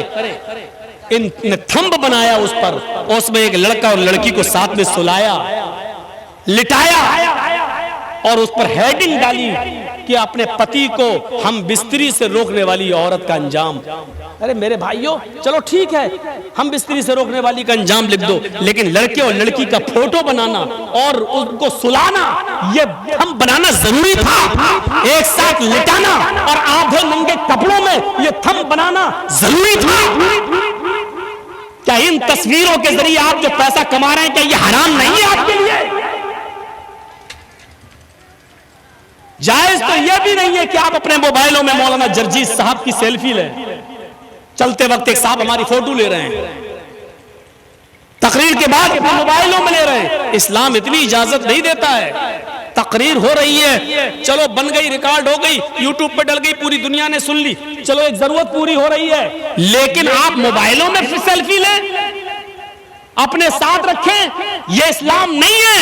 अल्लाह के नबी ने फरमाया, इन्ना शद्दन्नासी अज़ाबन यौमल क़ियामह अल मुसव्विरून, कयामत के दिन सबसे ज्यादा सख्त अज़ाब उसको दिया जाएगा। कयामत के दिन सबसे ज्यादा सख्त अज़ाब उसको दिया जाएगा। इसको कयामत के दिन सबसे ज्यादा हार्ड और सबसे ज्यादा सख्त अज़ाब उसको दिया जाएगा जो तस्वीरें खींचते होंगे, जो तस्वीरें बनाते होंगे। पासपोर्ट में फोटो खींचना जरूरी है, उस वक्त ले लो। आधार कार्ड के लिए फोटो जरूरी है, चलो ले लो, लेकिन दुकान पे बैठे अपनी सेल्फी ले रहे हैं, भेज दो। जर्जी साहब आपके पास आया, अच्छा चाय पी लीजिए, आप चाय पिला रहे, फोटो ले ली, भेज दी, देखो जर्जी साहब हमारी दुकान पे आए। इतनी इजाजत नहीं है इस्लाम के अंदर। अल्लाह के नबी ने यह नहीं कहा अजाब होगा, अल्लाह के नबी ने कहा सबसे ज्यादा सख्त अजाब होगा। जहन्नम का हल्का अजाब तो यह है कि एक चिंगारी पैर के नीचे रख दी जाए तो दिमाग खोलेगा, एक चिंगारी जहन्नम की आग की पैर के नीचे रख दी जाए, यगली मिनहुमा दिमागु, तो उससे दिमाग हांडी की तरह खौलेगा, जैसे पानी उबलता है ऐसे दिमाग उबलेगा। जब हल्का अजाब ये है तो सबसे ज्यादा सख्त अजाब जहन्नम का क्या होगा? और अल्लाह के रसूल फरमाते हैं सबसे ज्यादा सख्त अजाब उसको होगा जो तस्वीरें लेता होगा। कयामत के दिन जहन्नम खींच कर लाई जाएगी, कयामत के दिन ये जहन्नम खींच कर लाई जाएगी। अल्लाह रब्बुल आलमीन कयामत के दिन जहन्नम को जबान देगा, आए जहन्नम बोल क्या चाहती है? जहन्नम जवाब देगी उकिल तो बिसलास, आए अल्लाह मेरे अंदर 3 लोगों को फेंक दे, मेरे अंदर 3 लोगों को डाल दे, मैं 3 लोगों की भूखी हूं। सुनो, जहन्नम सबसे 3 लोगों को मांगेगी, 3 लोगों को। वो 3 लोग कौन होंगे? जहन्नम से अल्लाह पूछेगा बता कौन से 3 लोग तेरे अंदर डाले? वो कहेगी हुकूकुल वालिदैन, अपने माँ बाप को रुलाने वाला, माँ बाप का नाफरमान, माँ बाप को सताने वाले को आए अल्लाह तू जहन्नम के अंदर फेंक, मेरे अंदर फेंक, मुझे इसकी जरूरत है। जहन्नम मांगेगी दुनिया में जो अपने माँ बाप को रुलाते हैं, दुनिया में जो अपने माँ बाप को सताते हैं, दुनिया में जिनके माँ बाप जिनसे खुश नहीं है, दुनिया में जिनके माँ बाप जिनसे तकलीफ उठाते हैं, कयामत के दिन जहन्नम उन बच्चों को, लड़कों को, नौजवानों को, लड़कियों को, लड़कों को मांगेगी जिन्होंने दुनिया में अपने माँ बाप को परेशान किया। अल्लाह रब्बुल आलमीन ऐसी औलाद को जहन्नम के अंदर फेंक देगा, कहेगा ये जहन्नम अब दूसरा बोल। फिर वो जहन्नम चीख कर कहेगी शैखुन ज़ानिन, आय अल्लाह बुढ़ापे में जिना करने वाला, नौजवानी में जिना हो जाता वो भी गुनाह है, लेकिन नौजवानी में जिना जो आदमी कर लेता वो चलो एक जवानी है लेकिन जुर्म है, उसको भी जहन्नम में सजा मिलेगी, लेकिन जहन्नम मांगेगी नहीं। वो जानियों को, जिनाकारों को अल्लाह ताला जहन्नम में फेंकेगा वो अलग बात है, लेकिन जहन्नम मांगेगी नहीं। मांगेगी किसको? बुढ़ापे में जिना करने वाले को। इस उम्र में जब ख्वाहिशात कम हो जाती है, आदमी किसी चीज के लायक नहीं रहता है, तब तुमने जिना किया, टेबलेट खाकर, गोली खाकर, उल्टी सीधी और जोश आवर चीजें खाकर, जैसे वो आसाराम बापू खाता था उस तरीके की टेबलेट और गोली खाकर तुम जिना किए, तो उस बूढ़े आदमी को जहन्नम मांगेगी शैखुन ज़ानिन, ऐ अल्लाह उस बूढ़े आदमी को तू जहन्नम के अंदर फेंक, जिसने बुढ़ापे के अंदर जिना किया, जिसने बुढ़ापे के अंदर जिना किया, उस आदमी को भी तू जहन्नम के अंदर फेंक दे। अल्लाह उस बूढ़ों को पकड़ेगा जो बुढ़ापे में जिना करते थे, उनको भी जहन्नम में डाल दिया जाएगा।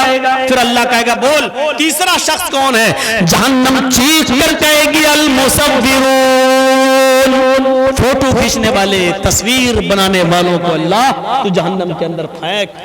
तीसरी जो चीज जहन्नम के अंदर, तीसरे जो लोग जाएंगे वो फोटो खींचने वाले, शादियों में दूल्हा दुल्हन के फोटो खींचने वाले, वीडियो बनाने वाले। कुछ लोग मेहमान के तौर पर मौलाना जर्जीस को अपने घर के अंदर ठहराते हैं। बंगाल में चले जाइए आप, वो खुशी समझते जर्जीस साहब हमारे घर में ठहरे, कभी कभी भूल जाते हैं फोटो हटाना। जिस कमरे में ठहराते हैं इत्तेफाक से वहां पर मियां और बीवी की शादी की तस्वीर लगी हुई है उसी बेड के ऊपर। अब जर्जी साहब की नजर पड़ गई, जर्जी साहब ने घर के मालिक से पूछा साहब ये कौन है? अरे मौलाना साहब, फिर तस्वीर हटाई कर। अब हटाने से क्या फायदा, अब तो जर्जी साहब देख चुके हैं। जर्जी साहब का मतलब जिसको भी आप ठहरा रहे हैं वो देख चुका है। अच्छा किया कि अब हटाया, कम से कम अगर उस कमरे में हम नमाज पढ़ेंगे तो रहमत के फरिश्ते तो आ जाएंगे। जब तक मियां बीवी की तस्वीर रखी हुई थी तब तक तो फरिश्ते ही नहीं आते। यह तस्वीर जायज नहीं है।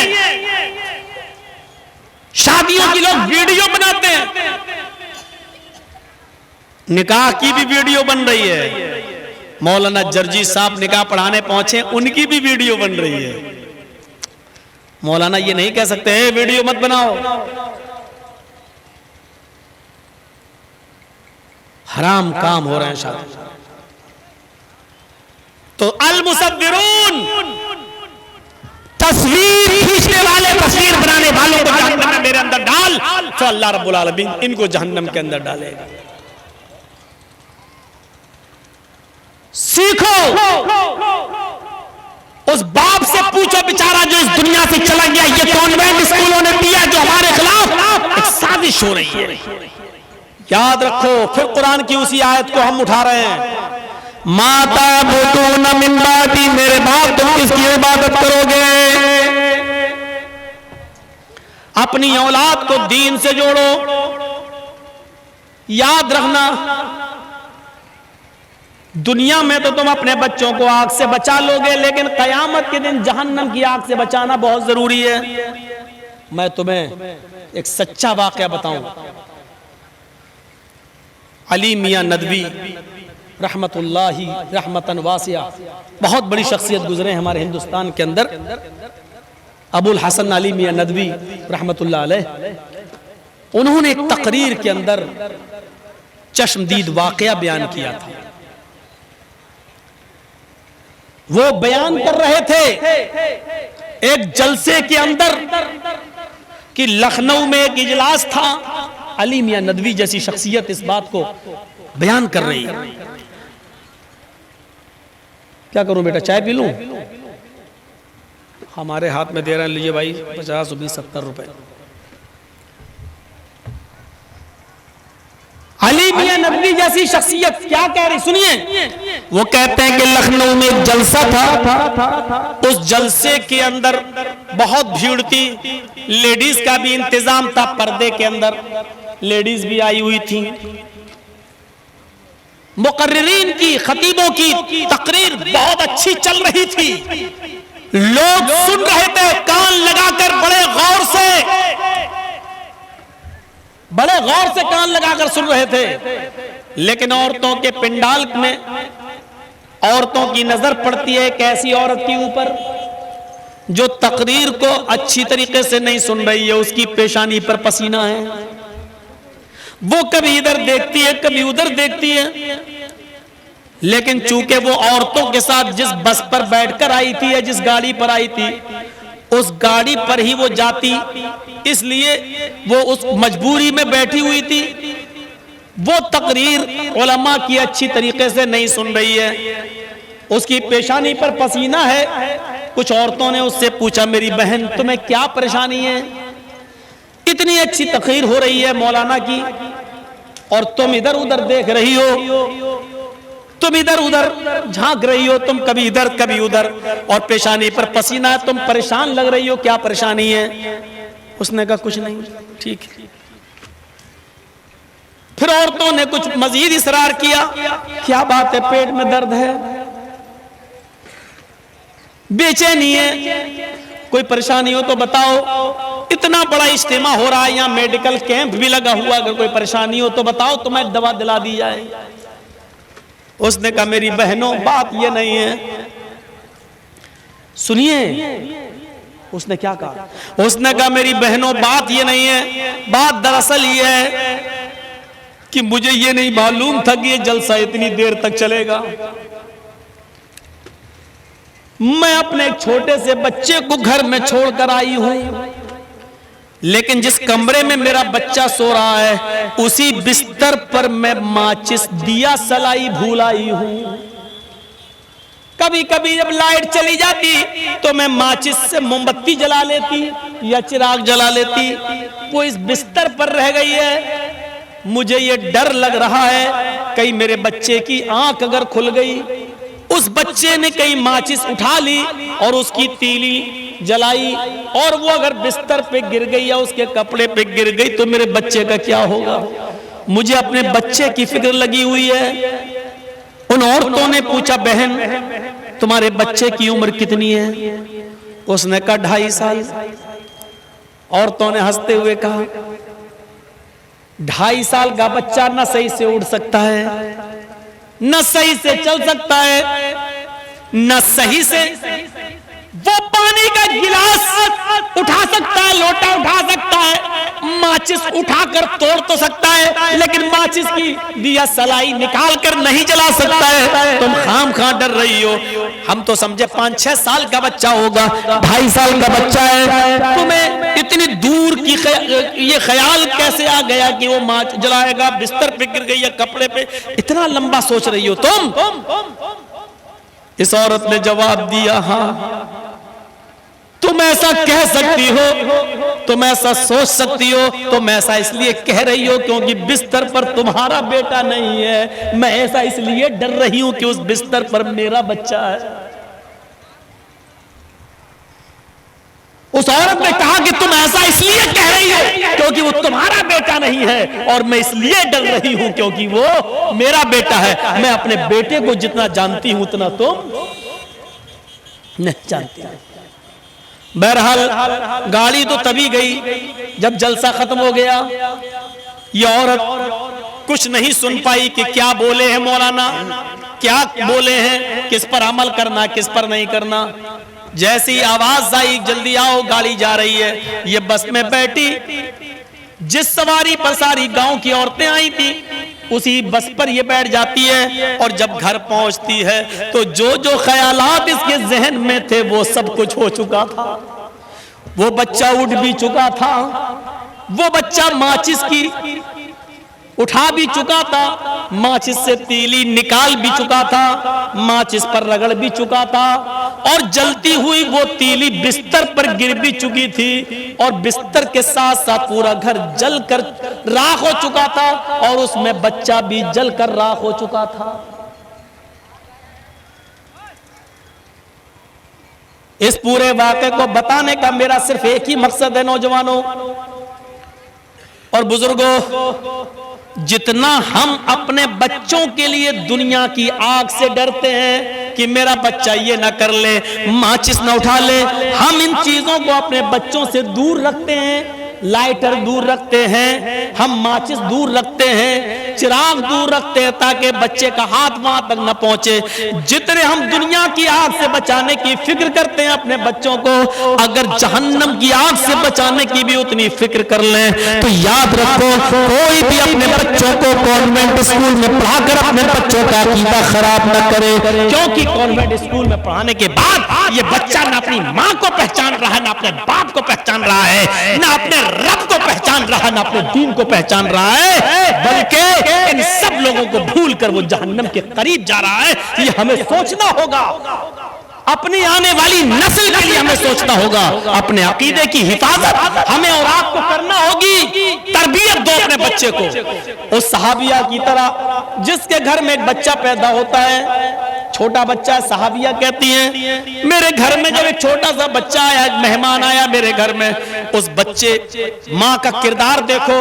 बच्चा जब पेशाब करता था, छोटा बच्चा बिस्तर पे जब पेशाब करता था तो माँ पानी का भरा हुआ एक बर्तन उसकी शर्मगाह पर डाल देती थी। बच्चे ने जब जब पेशाब किया माँ ने पानी डाला और ऐसे उसके साफ कर दिया, धुला दिया। बच्चा बचपन से पैदा होने से लेकर 1 साल तक इसी माहौल में रह के जब पेशाब करता था तो माँ उसकी शर्मगाह पर पानी डालती थी। आज बच्चे का पहला दिन है उठकर खड़ा होने का, आज पहला दिन है बच्चा खड़ा हुआ है, थोड़ा थोड़ा चल रहा है, बच्चे को पेशाब लग रहा है। बच्चे ने देखा, मां देख रही है दूर से कि देखें बच्चा क्या करता है। बच्चा अपने पैरों के बल खड़ा होता और धीरे धीरे चलता है। नाली में वो पेशाब करने जा रहा है, लेकिन उसने क्या देखा कि माँ जो पानी का गिलास या बर्तन प्याला जो मेरी शर्मगाह पे डालती थी, उसने उसी पानी के प्याले को उठाया। थोड़ा सा पानी था, वो बच्चा दोनों हाथ से पानी का प्याला उठाकर चला गया। उसने जमीन पर प्याला रख दिया, नाली में पेशाब किया और पेशाब करने के बाद उसने पानी का वो प्याला ऐसे ही अपनी शर्मगाह पे डालकर ऐसे ऐसे धोने लगा। माँ दूर से अपने बच्चे को देख रही है। बच्चे ने, वो नहीं जानता इस्तंजा किसको कहते हैं, छोटा सा बच्चा है। माँ सिर्फ ये देखना चाहती है कि मैंने अपने बच्चे की शर्मगाह पर पेशाब की जगह पर पानी डाला, ये बच्चे को वो तरबियत मिली या नहीं। पहला दिन था, माँ ने देखा कि मेरा बच्चा पानी का प्याला उठाकर गया, बैठ गया, पेशाब किया, पानी का प्याला अपनी शर्मगाह पे डाला। माँ के आंखों में खुशी के आंसू आ गए, माँ की आंखों में खुशी के आंसू आ गए और चीखते हुए कहती है, फुज़्तु बिरब्बिल काबा, काबे के रब की कसम में कामयाब हो गई, काबे के रब की कसम में कामयाब हो गई। मैं अपने बच्चे को जो सिखाना चाहती थी मैं उसमें कामयाब हो गई, मैं अपने बच्चे को जो तरबियत देना चाहती थी मैं उसमें कामयाब हो गई। अपने जलसों में आई हुई औरतों पर नजर डालो, इनके बच्चे पेशाब कैसे करते हैं। 4-4 और 5-5 साल के बच्चों के पैंट की चैन खोली, बेटा इधर कर ले, और मां के सामने खड़े होकर पेशाब करते हैं। ये माएं अपने बच्चों को क्या तरबियत देंगी। आप भी अपने बच्चों को पैंट की चैन खुलाकर खड़े होकर पेशाब कराते हैं, आप अपने बच्चों को क्या तरबियत देंगे। हमारे बच्चे जिन स्कूलों में पढ़ते हैं उधर भी सिस्टम खड़े होकर पेशाब करने का है। पैंट की चैन खोलियो, गधे कुत्ते की तरह खड़े होकर पेशाब करते हुए हमारे बच्चे नजर आएंगे। स्कूलों में सिस्टम है और वहीं से इस सिस्टम सीख कराने के बाद पीएचडी करके डॉक्टर बनकर निकलने वाला, एमबीबीएस और एमएस और एमडी करके भी डॉक्टर बनकर आने वाले आज भी बहुत से ऐसे मिल जाएंगे जिन्होंने स्कूलों से कुछ नहीं सीखा है और आज भी खड़े होकर पेशाब करने वाले तुम्हें एयरपोर्ट पे मिल जाएंगे, स्टेशनों पे मिल जाएंगे, बस स्टॉप पर मिल जाएंगे, हर जगह जो खड़े होकर पेशाब कर रहे हैं। ये दिया है आज के कॉलेजेस और यूनिवर्सिटी ने, इतना पढ़ाने के बाद भी जो ये तालीम नहीं दे सके कि खड़े होकर पेशाब करने के बाद जो छींटे तुम्हारे कपड़ों पे आएंगी उसका कितना अजाब तुम्हें पड़ेगा, ये नहीं बता सके, आज भी इतनी तालीम नहीं दे सके। इसलिए हमें और आपको तरबियत देखना है, तरबियत कहां से मिलेगी। अब्दुल कादिर जीलानी बगदादी रहमतुल्लाह अलैह की तरफ नजर डालो, जिनको लोग आज बड़े पीर साहब का नाम देते हैं। 12 साल की उम्र में एक काफिले के साथ गए, मां ने इनको 40 अशरफियां दी और कुर्ते के दामन में सिल दी और फरमाया, बेटे हालात चाहे कितने खराब हो कभी झूठ मत बोलना। अब्दुल कादिर जिलानी 12 साल की उम्र में काफिले के साथ जा रहे हैं, रास्ते में चोरों ने, डाकुओं ने पूरा काफिला लूट लिया, सबका सामान लूट लिया। लूटते हुए इस बच्चे के पास आए, जी जी तेरे पास भी कुछ है? 12 साल का बच्चा, हाँ है। क्या है? का 40 अशरफी। 40? हाँ, कहाँ है? कुर्ते के दामन में। ये उसको खोला, जो सुई से सिला हुआ था उसके धागे को काटा उन चोरों ने, फाड़ा, देखा 40 अशरफी। कहा, बेटा इतनी महफूज जगह पर इसको सिल दिया था तुम्हारी मां ने, तुमने मुझे बता क्यों दिया? मैं तो यहां तक जांच ही नहीं कर पाता, मैं तो यहां तक पहुंच ही नहीं पाता, और जब ये माल छुपा था तो तुमने क्यों बता दिया हमें?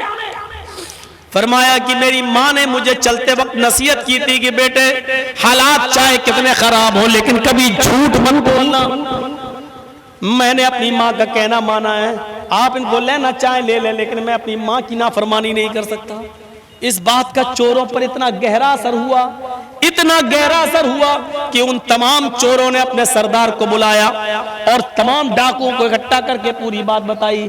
जब पूरी बात बताई तो उन चोरों ने कहा कि ये बच्चा अपने माँ की इतनी बात मानता है, अपने माँ का इतना कहना मानता है, और हमारी तो पूरी की पूरी जिंदगी, हमारी तो पूरी की पूरी जिंदगी, हमारी तो पूरी की पूरी जिंदगी चोरी में गुजर गई, डकैती में गुजर गई, हमारी पूरी की पूरी जिंदगी जो है गुनाहों के कामों में, शराब नोशी में और डाकू में और डाका जनी के अंदर गुजर गई। हमारा क्या होना चाहिए, हमारा अल्लाह के क्या अज़ाब होगा?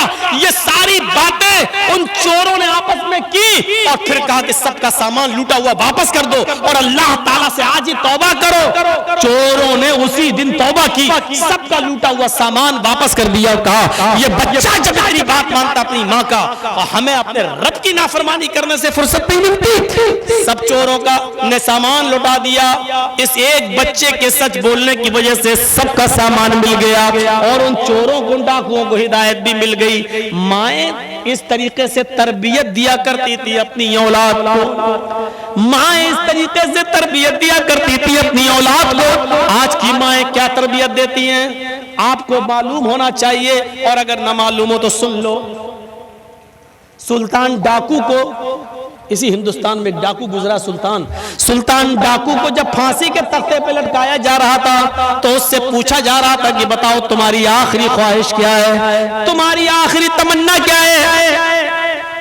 जवाब दिया सुल्तान डाकू ने कि मेरी आखिरी तमन्ना यह है कि मेरी माँ को मेरे सामने खड़ा कर दिया जाए और जब मुझे फांसी दी जाए तो उस वक्त मेरी माँ मुझे अपनी आंखों से फांसी पर लटकता हुआ देखे।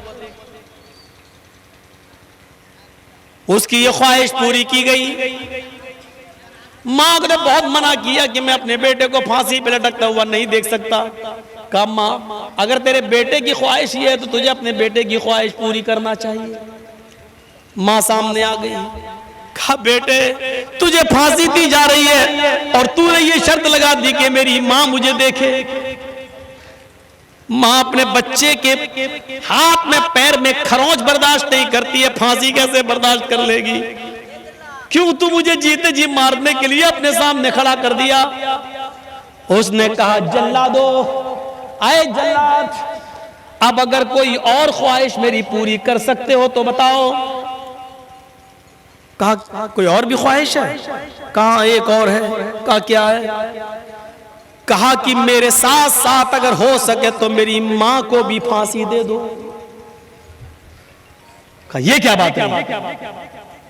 जुर्म तुमने किया, मर्डर तुमने किए, कत्ल तुमने किए, चोरियां और डकैतियां तुमने डाली और कह रहे हो फांसी मेरे साथ मेरी मां को भी दो। कहा हाँ, इसकी वजह यह है कि जब मेरी उम्र 5 साल की 6 साल की थी और मां ने मुझे 1 दिरहम देकर भेजा था दुकान पर और कहा था कि बेटे दुकान से 2 अंडे ले आओ। मैं 2 अंडे लेने के लिए जब दुकान पर गया तो मैंने दुकान से 2 अंडे ले लिए और पैसे देना मैं भूल गया। दुकानदार ने भी पैसे नहीं लिए, भूल गया। और मैं वो 2 अंडे लेकर जब मैं घर पे आया तो मैंने कहा माँ ये 2 अंडे भी मिल गए और पैसे भी बच गए। माँ ने कहा क्या हुआ। कहा उसने मांगे नहीं, मैंने दिए नहीं। उसने पूछा पैसे, मैंने कहा दे दिए। वो समझा कि मिल गए, उसने मांगा नहीं। माँ ने कहा शाबाश बेटा, ये मेरी माँ है। उस दिन जब मेरी उम्र 5 साल की थी उसने मेरी पीठ थपथपाई और कहा बेटा इस गरीबी में तुमने मेरी कितनी अच्छी मदद की। उस दिन के बाद मेरी हिम्मत बढ़ गई। फिर मैं अंडे के बाद मुर्गी चोर बना, फिर बकरी चोर बना, फिर गाय और बैल चोर बना, फिर मैं और बड़ा चोर बना, फिर डाकू बना, फिर लोगों को मार मार कर माल लूटने लगा, फिर मैं मर्डर करने लगा। जो सामान नहीं देता उसका कत्ल कर देता। अगर उसी वक्त मेरी मां ने एक थप्पड़ मेरे चेहरे पे मारा होता और मेरी उंगली पकड़ कर ले जाकर उस दुकानदार के पास जाकर उसका पैसा दे दिया होता और कहती मेरी माँ कि ये बच्चा भूल गया था या झूठ बोला था, ये पैसा तुमको नहीं दिया, तो आज मैं इतना बड़ा चोर नहीं बनता। मुझे इतना बड़ा चोर बनाने में, मुझे इतना बड़ा डाकू बनाने में मेरी माँ का रोल है। आज मैं फांसी के तख्ते पे लटक रहा हूँ। माँ ये तुम्हारी देन है, माँ ये तुम्हारी तरबियत है जिसकी वजह से मैं फांसी के फंदे पे लटक रहा हूँ, आसपास पे लटक रहा हूँ। माँ के पास अपने बेटे के इस सवाल का कोई जवाब नहीं था, लेकिन कानून कानून था, इसलिए सुल्तान डाकू को तख्तेदार पे लटका दिया गया और उसकी माँ को उसके घर पहुंचा दिया गया। माँ अपने बच्चे को तरबियत देकर अब्दुल कादिर जिलानी भी बना सकती हैं और माँ अपने बच्चों की तरबियत न देकर सुल्तान डाकू भी बना सकती हैं। Mother's lap is first college for children. माँ की गोद ये बच्चे का पहला मदरसा है। बच्चा माँ की गोद मोहब्बत से जो तरबियत सीखेगा वो सीखता है। और बच्चे को अगर माँ ने नहीं सिखाया तो दुनिया की किसी यूनिवर्सिटी से कोई अच्छा लड़का अच्छी तरबियत लेकर नहीं उठेगा। यहाँ जितने शराब पीने वाले हैं, जरूर उनकी शराब पीने में उनके माँ बाप का कोई रोल रहा होगा, वरना कोई नौजवान शराब नहीं पीता। अगर कोई बीड़ी सिगरेट और पान तंबाकू का हुक्म है तो ये तरबियत तुम्हारे माँ और बाप, माफ कीजिएगा, अगर कोई शराबी शराब पीता है तो ये तरबियत तुम्हारी माँ और बाप की है। अगर कोई 200 और 500 और 1000 रुपए में जाकर लड़कियों के जिस्मों से खेलता है और जिना करता है गुमटियों पर या फिर अड्डों पे और चकलों पे जाके, तो इसमें तुम्हारी नहीं तुम्हारे माँ बाप की तरबियत का रोल है। मेरे भाइयों, अब चाहो तो अपने माँ बाप को रुस्वा करो और चाहो तो अपने माँ बाप की इज्जत का उनको बढ़ाओ। ये हमारे बुरे कामों के पीछे हमारे माँ बाप का किरदार देखा जाता है कि इसका बाप कैसा है, इसके बाप ने इसको कोई तरबियत नहीं दी होगी। मेरे प्यारे साथियों, 2 बज चुके हैं, मैं इससे ज्यादा आगे नहीं बढ़ पाऊंगा। आज मुझे नहीं मालूम था, हमारे जो एमएलए साहब ने जो प्रोग्राम दिया है, पहले बात हुई थी, उन्होंने कहा था कि हम आपको अपनी गाड़ी से भेज देंगे। ये मेरा 29 तारीख का प्रोग्राम और मेरी 1 बजे की फ्लाइट है पटना से लखनऊ, और कल कुछ नेता लोगों के साथ वहां पर लखनऊ में कुछ है, वहां एक मेरी पर्सनल मीटिंग है शाम को 7 बजे की उन लीडर के साथ, इसलिए मुझे जाना जरूरी है। और विधायक उसमें लग गए, वो कहने लगे हमारा चुनाव चल रहा, हम अपनी गाड़ी नहीं भेज पाएंगे, बहुत मजबूरी हो गई हमारे साथ। और मुझे 1 बजे की फ्लाइट का मतलब 11 बजे मुझे एयरपोर्ट पहुंचना, वो भी पटना के एयरपोर्ट पे पहुंचना मेरे लिए जरूरी है, इसलिए मैं ज्यादा देर अब आपका साथ नहीं दे पाऊंगा। अल्लाह से दुआ कीजिए, जिंदगी रही तो फिर कभी आपसे मुलाकात होगी। मैंने फिर भी 2 बजा दिया है, जलसों का सिस्टम बदलो, 12 बजे जलसे खत्म करने की आदत डालो, 10 बजे तक चंदा करो, 10 से 12 तक तकरीर कराओ और 12 बजे तकरीर खत्म करो। लोग कहते मुसलमान परेशान है, नहीं, फजर की नमाज और अजान होते वक्त मुसलमानों की का गहरी नींद में सोना, यह हमें बतला रहा है कि मुसलमान कितना चैन और सुकून की नींद सो रहा है। परेशान लोगों को नींद नहीं आती है, जिनको परेशानियां और टेंशन होती है उनको नींद नहीं आती है। फजर की अजान के वक्त तुम्हें आराम से नींद आ रही हो, तुम सोते हो, इसका मतलब यह है कि मुसलमान परेशान नहीं है। यह झूठ है कि बीजेपी परेशान कर रही है, यह झूठ है कि फला हमें परेशान कर रहा है। अगर इनकी परेशानियों से हम परेशान हैं तो फजर की अजान में हमें नींद कैसे आ रही है? हम फजर की नमाज के बाद हम अपनी इस्लाह की दुआ क्यों नहीं करते हैं? हम अपने अमाल की इस्लाह क्यों नहीं करते हैं? क्योंकि अल्लाह के नबी ने फरमाया अमालुकुम अम्मालुकुम, जैसे तुम अमल करोगे वैसे तुम्हारे ऊपर हुक्मरान मुसल्लत होंगे। तुम अच्छे अमल करोगे तो अच्छे हुक्मरान मिलेंगे, तुम बुरे अमल करोगे तो बुरे लोग तुम्हारे ऊपर मुसल्लत होंगे। आज बुरे लोग हमारे सीनों पर चल गए हैं, इसका मतलब यह है कि हमारे अमाल अच्छे नहीं हैं, हमारे अमाल बुरे हैं, इसलिए बुरे लोग हमारे ऊपर मुसल्लत हो गए हैं। लोग जो कहते हैं कि मुसलमान बहुत परेशान है, मैं कहता हूं कि परेशानी का अंदाजा लगाना हो तो सुबह लगाओ।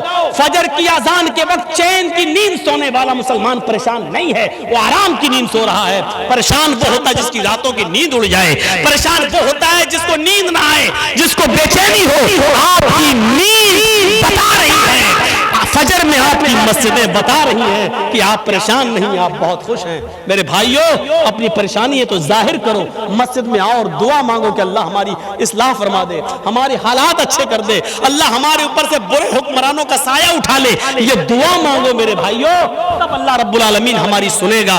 अल्लाह से दुआ है कि बारे इलाह हमारी खताओं को माफ फरमा दे, हमारे गुनाहों को बख्श दे, हम जमीआ मुसलमानों पर रहम फरमा।